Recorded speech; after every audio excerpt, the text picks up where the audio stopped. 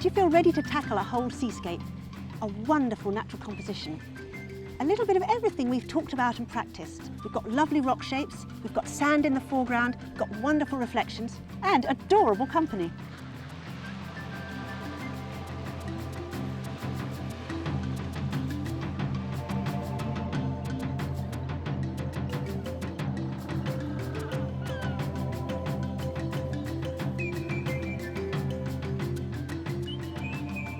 Maybe we can put these fellows in our painting. Well, they're not going to pose for us, so I think we need to do a few sketches to become familiar with their shapes first of all.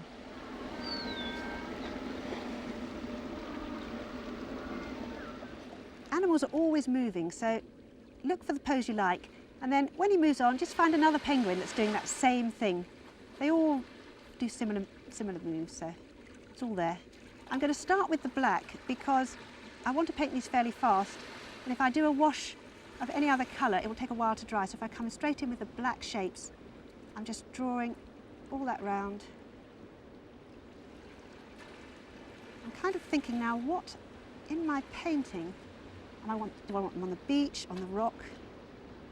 If I just get familiar with their shapes, they're not going to be a major feature probably. They're probably just going to be on the rock in the background. So I just want to get to know them. Painting is the best way to get to know anything. Just come round his chest here. You can use the brush quite dry actually, because look how raggedy the actual shape of that inner line. Aren't they lovely patterns? Coming down over his leg. Not worrying about his chest at the minute. Just look at those little feet. They're really, really amusing creatures, aren't they? So utterly adorable.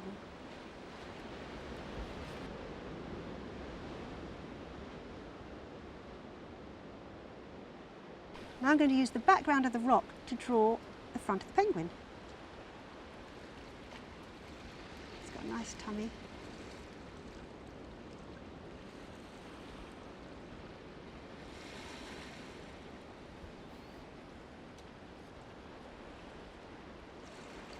So you leave all the whites as white paper, just come down, front of the body.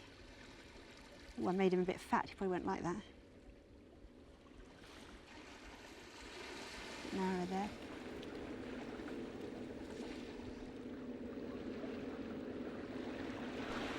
A little pink eye. Oh, look, he's got pink on the top there. And a little shadow at his feet. More. Oh, that's all you need really, just quick sketches, just to become familiar.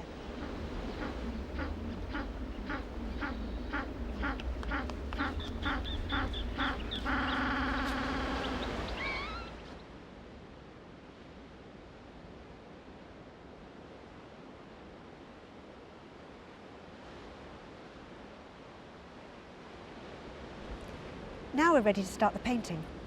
A rough sketch just to place your rocks and your penguins in position, and now we'll wet the background sky. It's basically pure cobalt out there. What a wonderful excuse to use that cobalt blue. We'll wet all this background sky so we get a nice smooth wash, the colour all running in.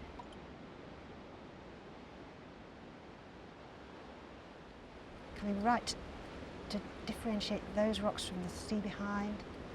Keep the edge of the rock here light. And then we can come down over the dark area there and all over the sea here. Oh, look at that blue, it's divine. Now we need an overall warm colour for the sand in the foreground, where it meets the water. This rock with the penguin sitting on it. Don't forget to leave out their white bodies. The black can be over any colour, but their white bodies just need to be left lovely, crisp white paper. And over all these rocks is this lovely warm glow, just leaving out the very lightest parts. Now we've got to decide at this stage which of our textural techniques we're going to use to make the texture on the rocks. I think I'm going to use a bit of wax in a minute, because I think these rocks lend themselves so well to it. And now I'm going to use my wax on the highlights of these rocks. See, they're almost white where the light catches them. And these little highlights here. Oh, and that lovely ridge up there.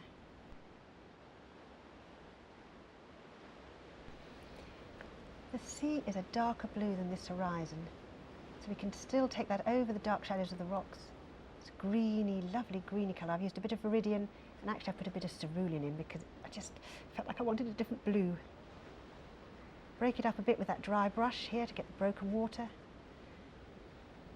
And I think as it comes forward towards us, we can just deepen that colour a bit because it's so lovely, rich, such a lovely, rich blue. Got those lovely light ochre rocks, and just where there's shadows under these rocks are, just where there's reflections are under these rocks, it's richer, slightly greener. We can do that wet in wet. And where the water goes underneath the rocks, it picks up the yellow ochre that's reflected above it and becomes greener. So we pick up the yellow ochre and put that into our cerulean wash. I don't want the reflections to be divorced from the rocks that create them. So while that water's wet, I just touch in the colour above. And look, it's picking up over that wax. There we go, one of our textures coming into play. The reflections of these rocks come right down to that water's edge. A lovely light colour reflected. The tide seems to be going out. Now we can paint over the wax and catch that texture. Keep it quite light against that sea. The rock is all lit on this side. Look at that wax resisting the watercolour. I come in with quite a mauvey colour because they look to me quite warm and sort of cool at the same time. And so I always think mauve's quite a good solution to that because it's got the cool of blue and the warmth of pink in it.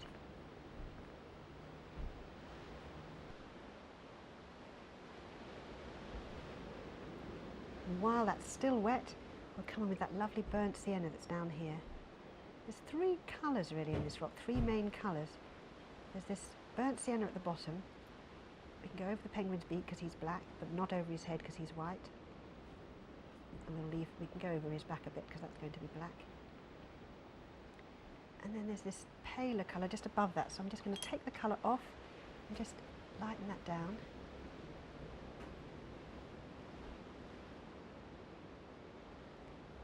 And now over the top here, where it's quite dark, and mixing in this yellow ochre with it.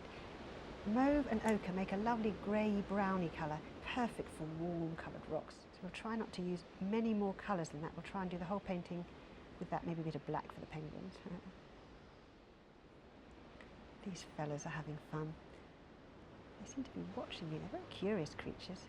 We can build up these receding round rocks here, one behind the other, with a pale colour first of all, over our wax, getting that nice texture, making sure we don't run one into the next rock, keep a nice ridge of light there. Then while that's still wet, a little bit of pink down here where they're quite pinky, right down the bottom. Lovely, the different layers of colour you can see in them. The more as you watch them, they seem to sort of find more and more colour. I think that's what's so fun about painting, is you see more and more in what you're looking at. And then we can differentiate them one from the other in the same way we did our big rounded forms at the beginning.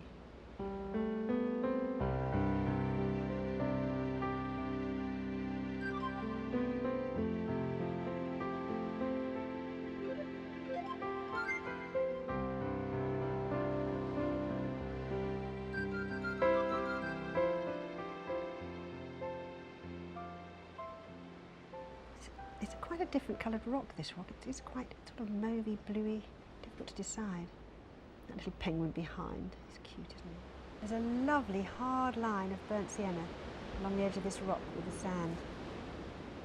We can just run that in while the colour above's wet, so we get the same feeling. Ready colour running upwards.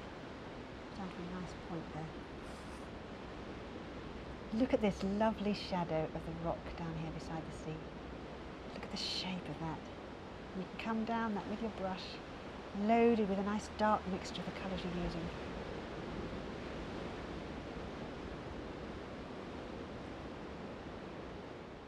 But just go round the beak there because there's a little highlight on his beak. And the front of that body, nice and crisp, lovely crisp line.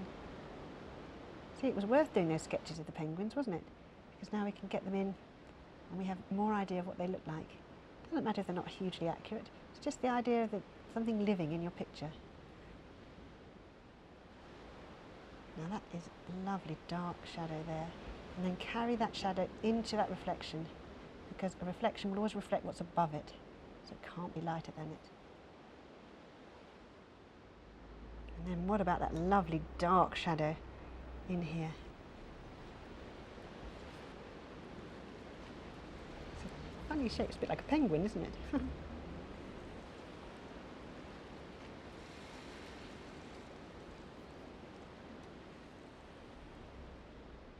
We've got a shadow up here which has got a hard edge one side and then a soft edge the other. Save taking the colour off your brush. Just get another brush, clean water on it, and just drag that colour out into the surrounding wash. So you get soft edge that side, hard edge the other.